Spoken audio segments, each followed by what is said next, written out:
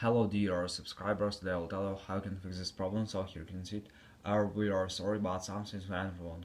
Please try again. So how you can fix this error? So first thing, just close your Instagram app and just open it again. And if it doesn't help you, just go to the settings. In the settings you need to check your internet connection. So just find your Wi-Fi.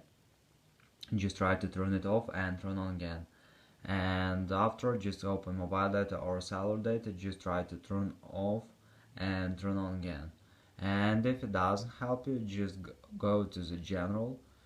In the general, just scroll down, just tap on shutdown, slide to power off, wait for a second, and just power on phone again. So just simply restart your phone. And if it doesn't help you, if you still have this error, so you can also just try to update your phone. So just go to the general. In the general, just open software update, and if you see here available update, just tap on download and install and wait until until it will successfully install the latest updates for your iPhone. So thanks for watching, have a nice day, subscribe to my channel, click like,